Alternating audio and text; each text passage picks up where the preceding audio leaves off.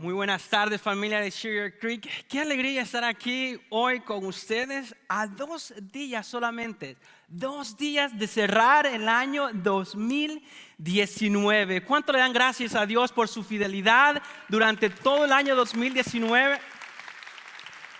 Es en estos momentos, de hecho, cuando nos tomamos un tiempo para reflexionar y para ponernos metas, para ponernos nuevas resoluciones de año nuevo. Y eso es algo muy valioso, es de tanto valor podernos pronosticar, poder planear adelantadamente para así sacarle lo mejor al próximo año.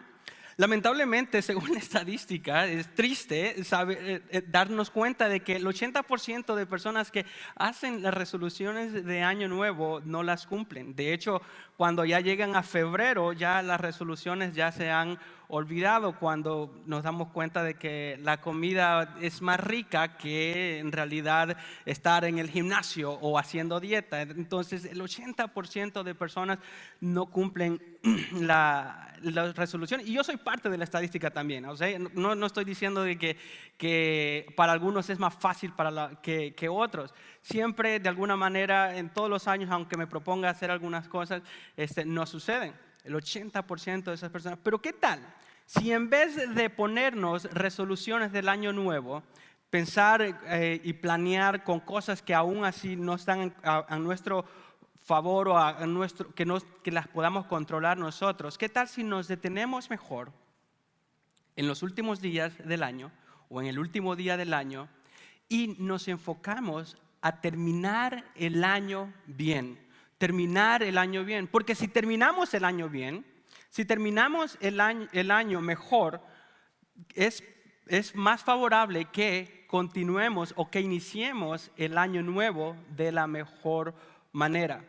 No sé si se han dado cuenta en algún momento que cuando nos pegamos en una barrera, por decir así, y que no podemos pasar o sobrepasar algún obstáculo que tenemos, eso de ahí en adelante nos hace mucho más difícil alcanzar lo que nos proponemos.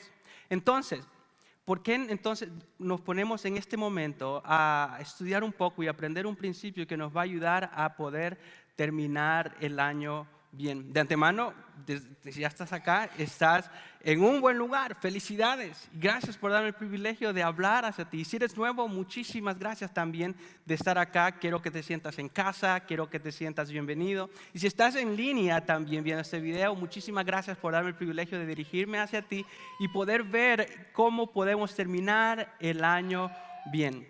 Me gustaría hacerles una pregunta con una muestra de manos, por ejemplo. ¿Quiénes han escuchado este dicho que dice: la experiencia es la mejor maestra? ¿Han escuchado eso? Okay. A ver, ¿quiénes están de acuerdo con que la experiencia es la mejor maestra? ¿Sí? ¿Están de acuerdo? Sobrevaloramos la experiencia, ¿cierto? Siempre que tenemos cosas nos damos cuenta que eso tiene mucho valor, experimentar ciertas cosas. Pero le voy a confesar algo, eso como que no funciona mucho conmigo. A veces, aunque experimentemos cosas, no hacemos los cambios necesarios para poder aprender alguna lección. Por ejemplo, les voy a confesar aquí en confianza, porque si lo sabe Dios, mis defectos, y lo saben ustedes, pues ya las demás personas no importan si lo saben. O mejor dicho, para así guardarme, si algún día me ven en la calle, no les sorprenda. Y la confesión es esta: yo soy un pésimo chofer. Soy un pésimo chofer y me cuesta mantenerme al límite de la velocidad. Y puedo tener diferentes excusas, puedo excusarme de diferente manera.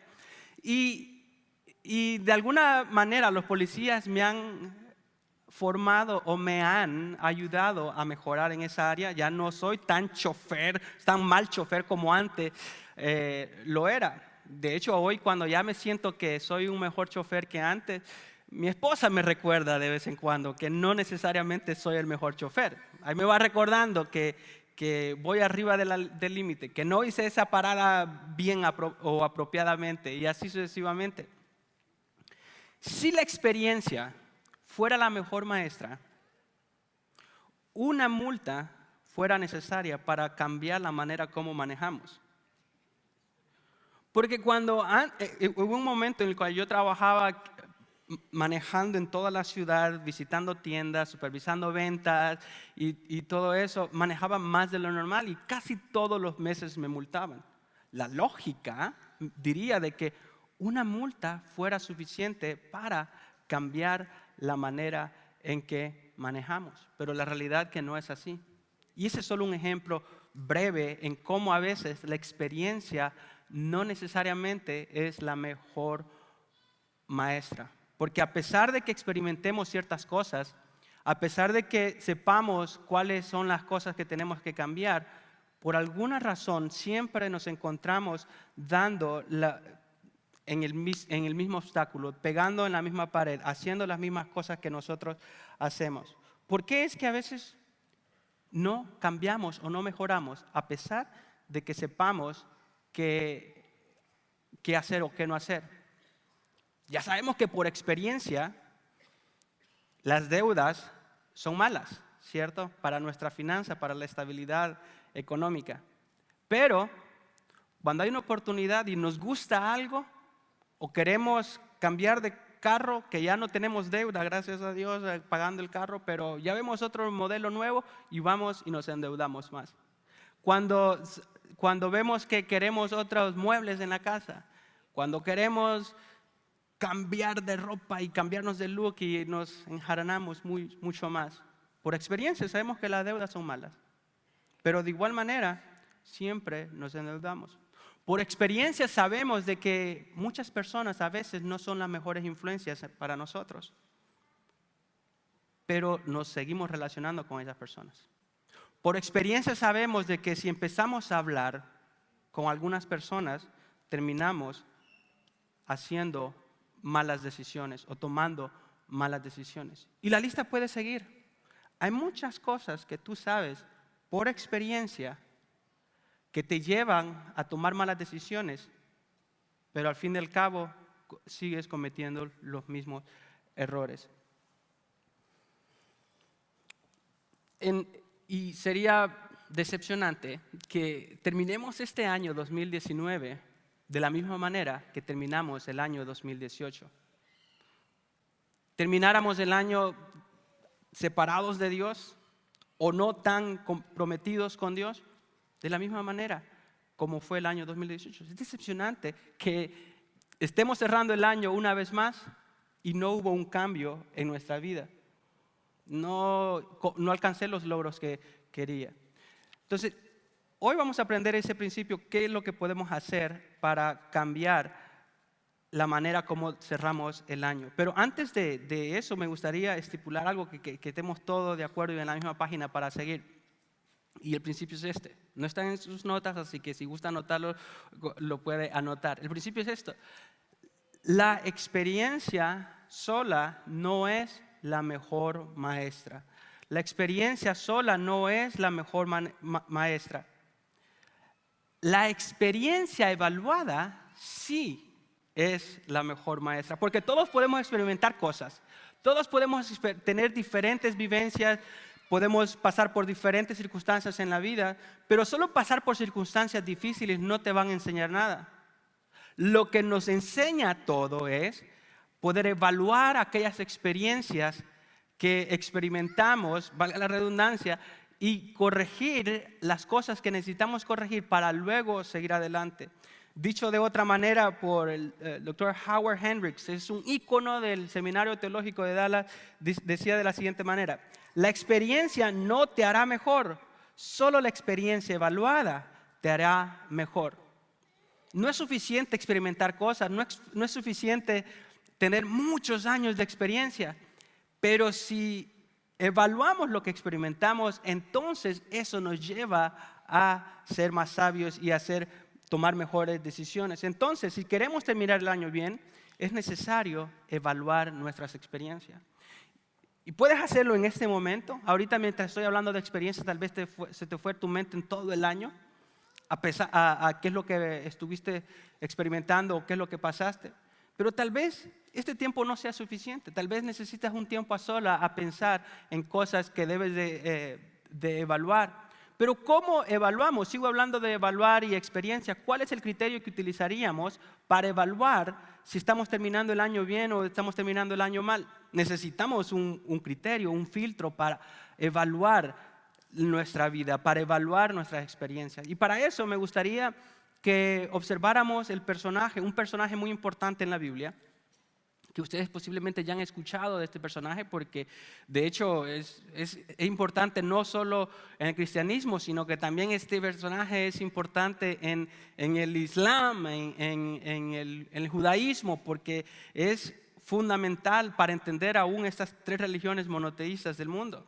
Es muy importante, es conocido, cuando te diga esto te darás cuenta de quién estoy hablando. Es conocido como el padre de la fe. Y el padre de la fe es Daniel. No, ¿verdad? Yo solo para ver si estaban escuchando, estaban poniendo atención. El padre de la fe es Abraham. Vamos a ver la vida de Abraham brevemente en cuatro escenas para aprender a evaluar nuestras experiencias, así como él lo hizo en algún momento. Y lo que nos daremos cuenta es que Abraham, a pesar de que es el padre de la fe y es tan importante en el cristianismo y aún en otras religiones, nos daremos cuenta que Abraham era una persona común como nosotros, una persona que se puede identificar contigo y conmigo, que batalla con las mismas cosas que nosotros batallamos, pero nos va a enseñar algunas cosas. Y en la primera escena de Abraham lo encontramos en Génesis 12, en donde el Señor le hace un llamado a Abraham y le dice que le dará descendencia, le dará tierra, le dará bendición.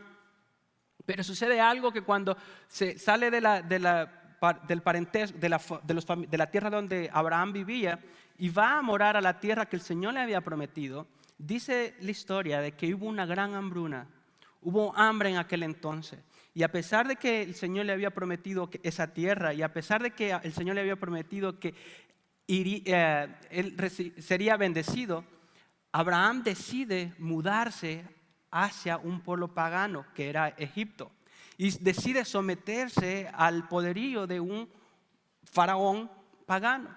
Pero la historia no solo termina allí en esta escena, sino de que también Abraham tenía un gran problema. Que, bueno, no sé si era problema, era una bendición, pero para él se le hacía un problema. Sarai, su esposa, era bella, era muy bella, dice la Escritura. Entonces, cuando él se da cuenta que iba a un pueblo pagano, sabía de que si decía que era su esposa, él pensaba, porque tenía miedo, como cualquiera de nosotros, sabía de que al ir a Egipto lo iban a matar para quedarse con su esposa. Entonces, y hace un acuerdo con Sara y dice: no digamos que somos esposos, tú cuando te pregunten, di que somos hermanos. Y así me aseguro de que no me maten y de hecho, pues me vaya mejor. Y así fue. En Egipto, ellos dijeron que eran hermanos y el faraón le dio ovejas, le dio ganado y le dio todo, pero todo porque pues iba a estar con su hermana, entre comillas. Mire qué interesante, por el temor, por desconfiar de Dios, que Dios le había dicho que iba a proveer para él, que iba a ser bendecido a donde estaba, y por el temor, Abraham miente y se va para otro lugar. Dios interviene en esa escena y Faraón no le hace nada a Sarai. Luego les dice: váyanse, porque ustedes lo que quieren es mal para mí. Interesantemente, que un ser pagano le esté dando lecciones de moralidad a Abraham, al padre de la fe. La otra escena es más conocida, ustedes ya la han escuchado posiblemente. El Señor le había prometido descendencia a Abraham, pero había otro problema: Sarai era estéril. En esta escena vemos cómo el Señor le promete descendencia a Abraham y a Sarai, pero Sarai era estéril. ¿Y qué sucede en ese momento? Ellos le quieren ayudar a Dios. Dios, tú prometiste que nos ibas a dar descendencia. Entonces empiezan a maquinar para tergiversar la voluntad de Dios, Sara y Abraham. Y en esa historia, en esa escena, nos damos cuenta que lo que sucede ahí es de que Sarai le da una esclava a Abraham para que conciba un hijo para ellos, a pesar de que no era su esposa. Y eso aún les trajo más problemas. Otra vez, por no confiar en Dios, en la promesa que el Señor le había dado, ellos empezaron a maquinar para tergiversar la voluntad de Dios. Y eso que terminó en que cuando ellos pudieron tener hijos propios, causó un conflicto y Abraham tuvo que despedir a su hijo primero que había tenido con la esclava, con mucho dolor de su corazón, despedir a su hijo de sangre y carne porque no había obedecido a Dios desde el principio. En la tercera escena es igual que la primera. No había aprendido Abraham la lección. ¿Por qué? Porque la experiencia no es la mejor maestra, al menos de que se evalúe esa experiencia. Entonces vemos en el otro episodio en el cual también Abraham se va a otro pueblo pagano llamado Gorar. Y aquí Abraham se somete bajo el liderazgo o el poderío de un rey separado de Dios que se llamaba Abimelech. Y sucede lo mismo, no digamos que somos esposos, somos hermanos y para que me vaya bien y que no me maten. Abraham batallando con la misma desconfianza desde el principio y temiendo siempre de las circunstancias. Por último, llegamos a la cuarta escena, que es donde me gustaría expandir un poco más, que se encuentra en Génesis 22. Ya Abraham era un señor ya mucho más mayor. Ellos ya tenían a un hijo que tanto habían esperado, que habían obtenido con tantas luchas. Entonces, en esta escena vemos la prueba de fuego. Y esa se encuentra en Génesis 22. Como les decía al principio, si tienen su teléfono, si traen su tableta, pueden acompañarme en la lectura, porque esta escena es donde vemos ya la diferencia con Abraham, porque él ya tenía mucha experiencia, pero por algún motivo no lo había evaluado hasta este punto. Y dice la historia aquí en esta porción, en Génesis 22, dice, pasado cierto tiempo, ya el tiempo había pasado, Isaac ya había nacido y posiblemente ya era hasta un adolescente. Dice, Dios puso a prueba a Abraham y le dijo, Abraham, aquí estoy, dijo Abraham. Y Dios le ordenó, toma a tu hijo, el único que tienes y al que tanto amas. Mire qué específico era el Señor. El único que tienes, porque ya había despedido a Ismael y al que amaba bastante. Y dice, y ve a la región de Moria, una vez allí, ofrécelo como holocausto en el monte que yo te indicaré. En otras palabras, el Señor lo que le estaba diciendo es, ofréceme a tu hijo como sacrificio quemado delante de mí. No era una ofrenda, no era así un diezmo como lo hacemos hoy actualmente, sino que era matar a su hijo y quemarlo delante de Dios. Y dice el versículo 3, Abraham se levantó de madrugada y ensilló su asno. Es aquí donde me gustaría que notemos la diferencia con Abraham, con todas las escenas anteriormente. En las escenas anteriormente solo dan un repaso de qué es lo que Abraham hacía y las malas decisiones que tomaba. Pero aquí el escritor nos deja ver un poco más profundo el conflicto que tenía Abraham, porque dice que se levantó muy temprano a ensillar el asno. Abraham tenía siervos, no necesitaba levantarse temprano a ensillar el asno. Pero también dice que se levantó de madrugada. ¿Le ha tocado a usted en algún momento cuando tiene que tomar una decisión o está en medio de un conflicto fuerte y que no puede dormir? Posiblemente será Abraham y se levantó de madrugada a ensillar y pensando. Y es aquí donde me imagino que Abraham estaba pensando, analizando todas las repercusiones de lo que esa decisión le tomaría. Decía, pero ¿entregar a mi hijo? Si el Señor me prometió descendencia, no va. ¿Y qué tal si mejor le ofrezco otra cosa al Señor? Y a que empezara a negociar con Dios, así como lo hacía antes, así como empezaba, como la falta de confianza que tenía y el temor de perder lo más valioso. Pero no, él siguió con el plan. Dice el versículo 4 también. También cortó la leña para el holocausto y junto con 2 de sus criados y su hijo Isaac se encaminó hacia el lugar que Dios le había indicado. Al tercer día, Abraham alzó los ojos y a lo lejos vio el lugar. 3 días caminaron. Imagínense. caminaron 3 días suficiente como para que Abraham se echara para atrás. Si hubiera tenido miedo, pues sin lugar a duda tenía miedo. Si hubiera dudado, pues en este sentido, pues quizás él tenía miedo y tal, pero no dudó porque ya había algo. Había experimentado ciertas cosas y sabía que cuando él hacía las cosas a su manera, le iba mal y se metía en más problemas. En este caso, sigue diciendo la historia. En el versículo 5, entonces les dijo a sus criados, quédense aquí con el asno. El muchacho, o sea Isaac, y yo luego regresaremos junto a ustedes. Noten la diferencia allí. Él sabía algo que tal vez los demás no se daban cuenta, ni nosotros al leerlo así rápidamente esta historia. Él dice que él y este muchacho, mi hijo, vamos a regresar. Vamos a ir a adorar, pero regresaremos. Abraham tomó la leña del holocausto y la puso sobre Isaac, su hijo.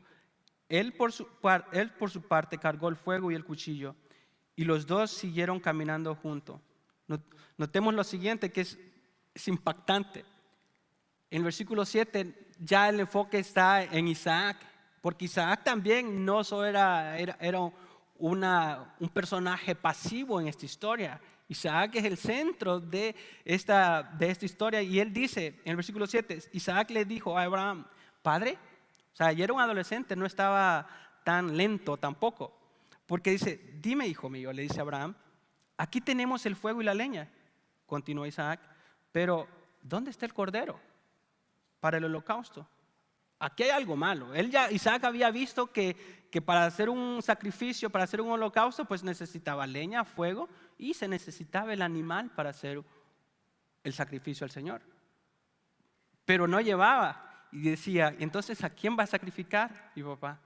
Ya había cierto temor, o no sé si durante esos 3 días iban hablando y Abraham iba preocupado, sin palabras, e Isaac ya había leído el comportamiento de su papá. Pero note lo que Abraham le dice, el cordero, hijo mío, lo proveerá Dios. Le respondió Abraham y siguieron caminando juntos. Eso es confianza plena en Dios. Abraham había aprendido la lección desde su juventud, desde el llamado que el Señor le había dado al principio, que Dios proveerá ante todas circunstancias. Ya Dios no iba a proveer solo para la comida, aunque hubiesen hambruna. Ya Dios no iba solo a proveer para que los huertos se produzcan, sino que aún en una circunstancia tan importante como de sacrificar a su propio hijo, Dios aún proveería. Eso lo había aprendido Abraham en carne propia, porque ya había evaluado todas las experiencias que había tenido. Y dice en el versículo 9, cuando llegaron al lugar señalado por Dios, Abraham construyó un altar y preparó la leña. Imagínense esa escena. Isaac ahí preparando la leña y todo para ser sacrificado ahí mismo. Y dice, después ató a su hijo Isaac. ¿Cómo ha de haber sido esa escena?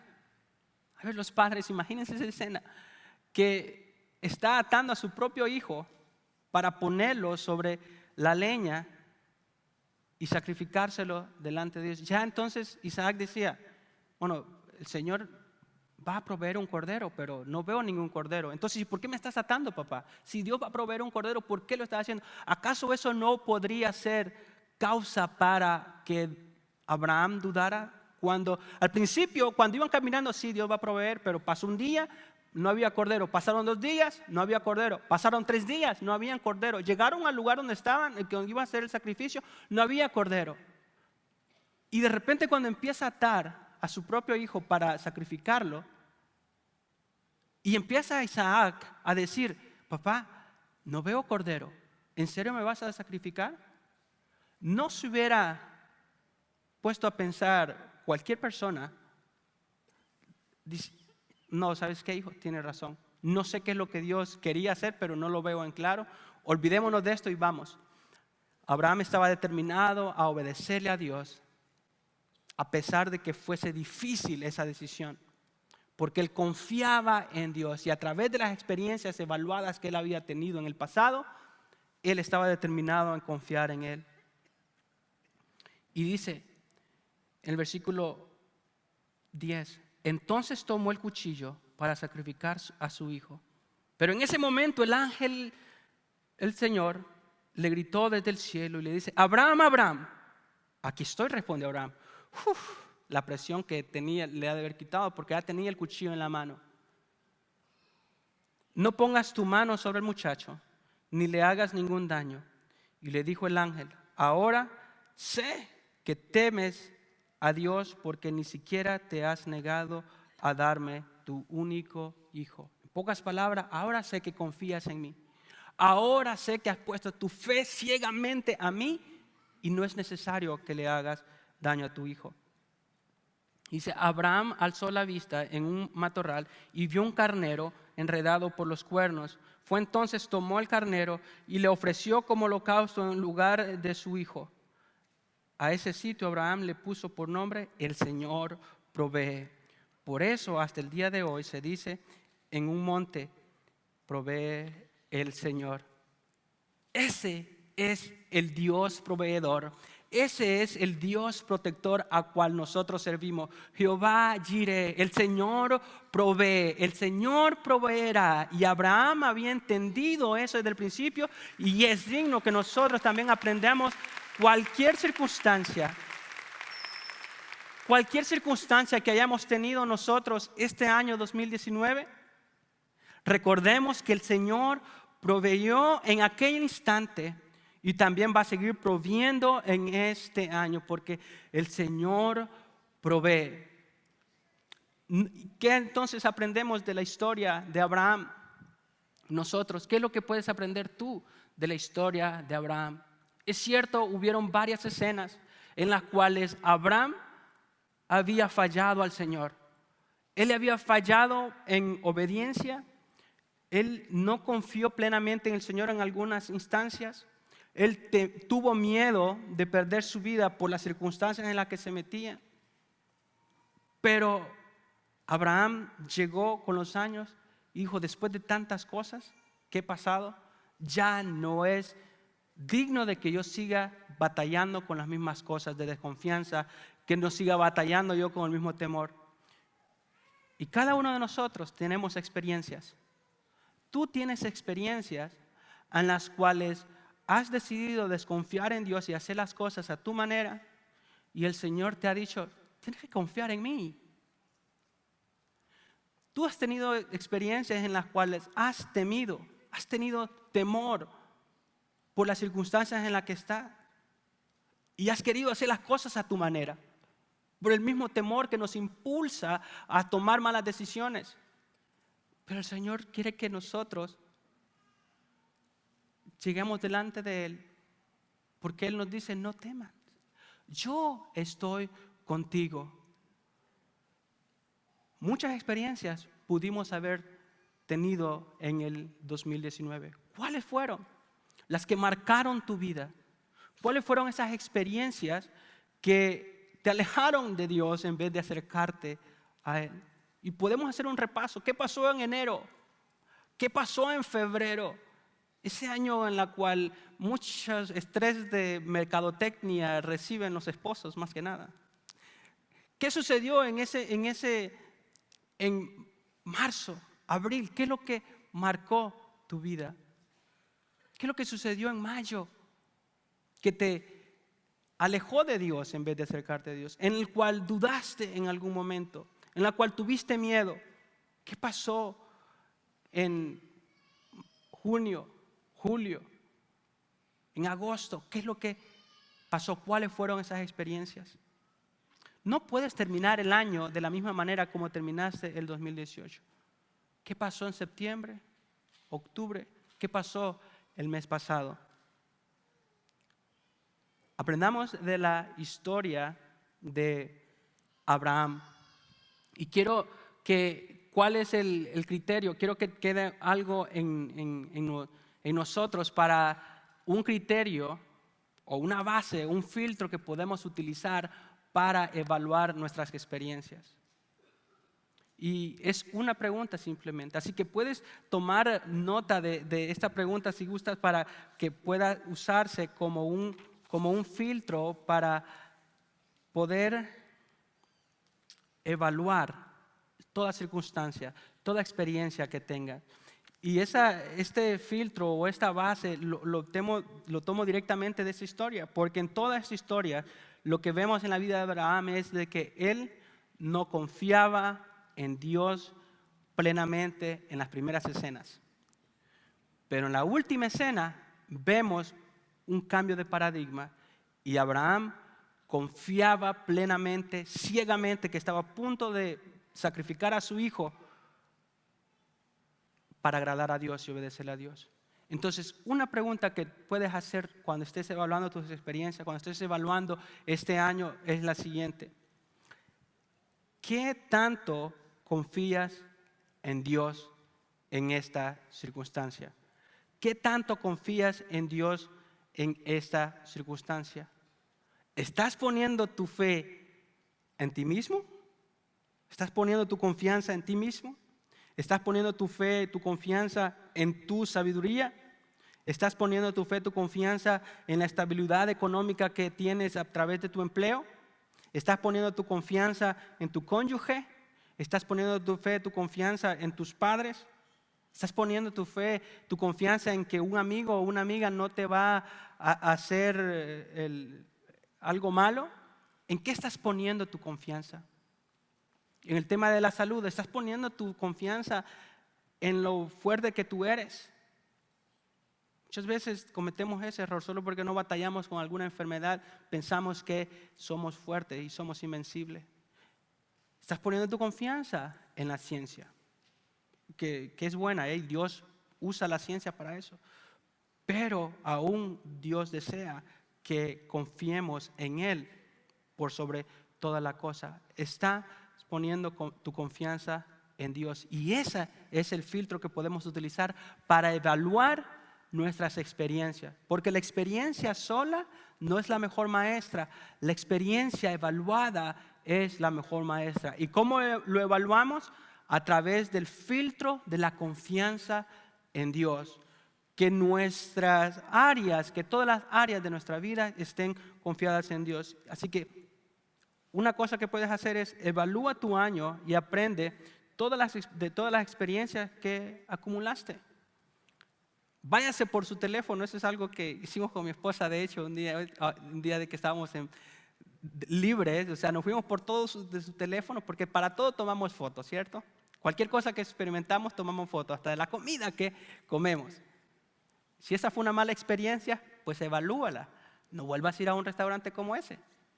Porque ya el ir al mismo lugar cuando hasta te cayó mal la comida ya no es sabio, ¿no? Pero evalúa todo el año qué es lo que pasó y haz los cambios necesarios para hacerlo. Confíale a Dios las áreas de tu vida que aún no has querido rendirle. Todos tenemos esas áreas, ¿cierto? Todos tenemos esas áreas que no queremos rendirle al Señor. ¿Has rendido tus finanzas delante del Señor? ¿Has rendido tus relaciones delante del Señor? ¿Has rendido tu carrera delante del Señor?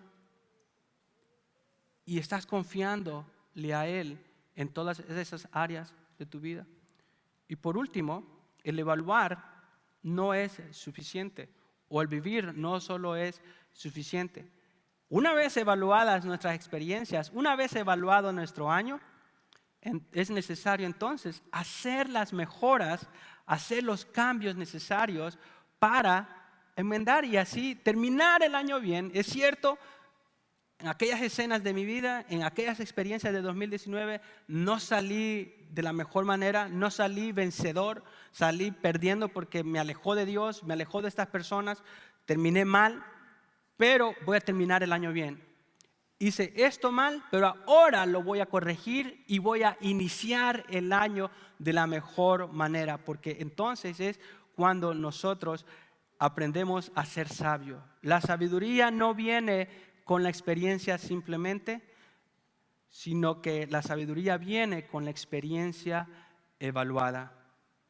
Muchas veces hemos escuchado que la sabiduría viene de la mano con la vejez, ¿cierto?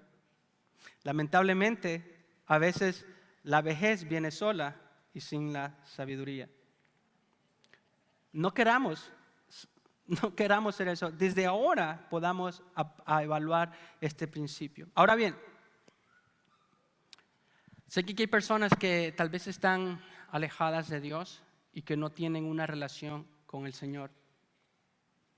¿Qué mejor momento para poner tu confianza en el Señor plenamente y entregarle tu vida completamente a Él? ¿Qué es lo que te separa de Dios? Son las malas decisiones que has tomado y que todos las hemos tomado también. Yo he tomado malas decisiones, pero hay una gran diferencia de las malas decisiones que has tomado tú y las que he tomado yo.